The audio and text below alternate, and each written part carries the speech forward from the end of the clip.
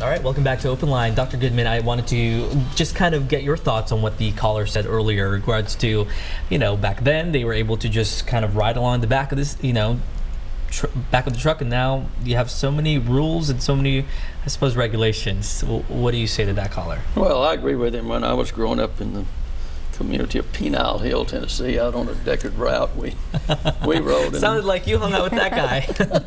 We rode in the back of pickup trucks. We might have had 10 kids in the back of the pickup truck. We jumped in and out while it was in motion, and that was obviously a dangerous thing to do. And now we have laws against that, so we've made progress. But I'm again going to say we're making all kinds of good progress, and not just in automobile safety, but if a child dies in childbirth, we can't save him in the child seat, and we've gone from 30% child mortality 100 years ago to Dr. Fiscus, I guess, could tell us what it is now, but it's a lot lower. A lot lower. And one of the reasons that Tennessee sometimes doesn't look so good is because all the other states are doing well too and making strides.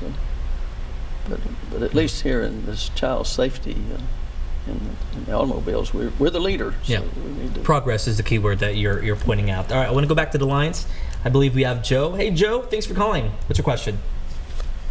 Yeah, I was curious, is there any car that might be more safer than another, or what do we do if you have, multiple kids in the car? Well, no, there's not exactly a car seat that's safer than the other, but what parents can do, the National Highway Traffic Safety Administration has an ease of use, because it's all about how you install that child safety seat. And you can go to their website. It's an ease of use rating. It rates a car seat on a scale from 1-star to 5-star on how user friendly it is. And so they rate the car seat on how easy it is to use the instructions or read the instructions, installation features.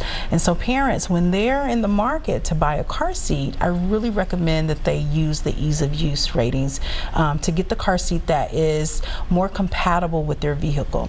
And some vehicle manufacturers have taken it a step further, like Nissan has a Snug Kids program where their engineers, who have been trained in our certification courses, they actually take every car seat on the market, install it in their vehicles, and they can tell you what car seat is most compatible with their cars. So I really encourage parents to research the ease of use ratings and then look into the vehicle manufacturers. They may be doing something just a little bit extra to help them select the appropriate child safety And do you seat. know that website off the top of your head? NHTSA, www.nhtsa.gov. All right. And he also mentioned multiple kids. Yeah, so the safest place to have one child in a vehicle is going to be in the middle of the rear seat, or the middle of the middle seat if you have 2 rear seats. When you have multiple children, the most important thing you can do is make sure they're in the appropriate safety equipment. So if they're below the age of 4, they should be in a 5-point, preferably rear facing. If they're over the age of 4 but under 4'9", they need to be in that booster seat and in the back seat of the car, and not in the front until they're 13. And the thing I see most commonly are young children in the front seat of the car, which is very dangerous, and children who are not in a booster.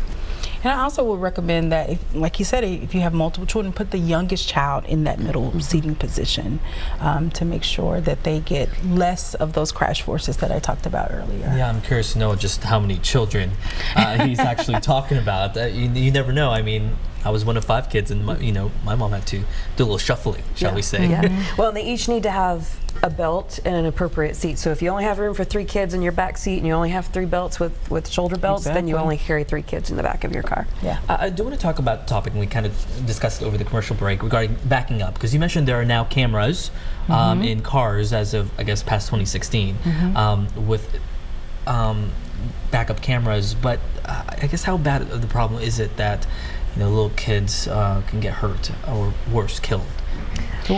Well, I don't know the numbers in particular, but I do know there unfortunately have been some incidents where parents or friends of parents have backed over their children. And so what the federal government has done is taken a step further and said, hey, you know, now we require that backup cameras are in vehicles, which is a great thing. But it still requires that the driver is present, because sometimes we can zone these technologies out. The beeping noise of letting us know to put our seatbelt on, sometimes that can just get lost in the background. And so with the backup camera, you know, there's a beeping noise when you come too close to something. And we want parents to still be aware, still look across his shoulders to make sure everything is clear, because you know those little ones, they may not make as much noise. They may be on the ground playing with toys, so they need to make sure that they're aware of that.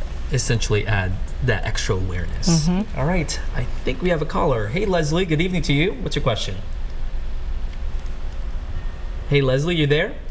Hi, yes, I am. Thank you. I have a question about car seats. I have several children, and I'm using an infant car seat from when my oldest child was a baby. What is the expiration of a car seat? And if you know it's your car seat and you've used it previously, you know it hasn't been in an accident, is it okay to use it beyond the expiration date? No, it is not okay to use a car seat beyond the expiration date. That manufacturer has placed the expiration date on for a reason, according to them, because they certify their own car seats, and we talked about that a little bit earlier. And so they know how good or how well this car seat will perform in a crash. So if that expiration date is on the car seat, then parents should discard the car seat. If it's not on the car seat, then the parent should count 6 years from the expiration date. Did you want to add anything? 6 years from the manufacturer date. Manufacturer date, I'm sorry. Thank you. Thank you. 6 years from the manufacturer date.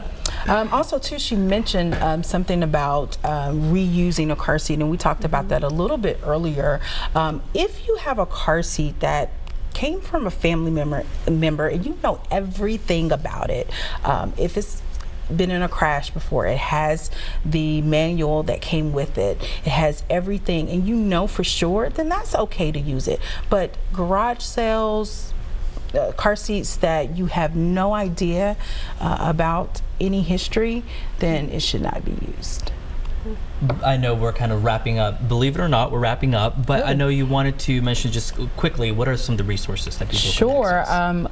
Again, during National Child Passenger Safety Week, we're conducting events. Well, not just this week. These resources are always available, but they can go to our website, tntrafficsafety.org. We have a calendar of events that are going on during National Child Passenger Safety Week.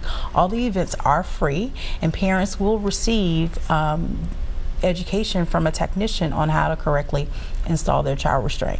We also have an app. We have an app for that, a child passenger safety app that parents can quickly, you know, refer to when they want to know the child passenger safety law, when they want to find out what type of seat that their child should be in, when they want to find a training that we offer in our state. Nice. So what's the app called?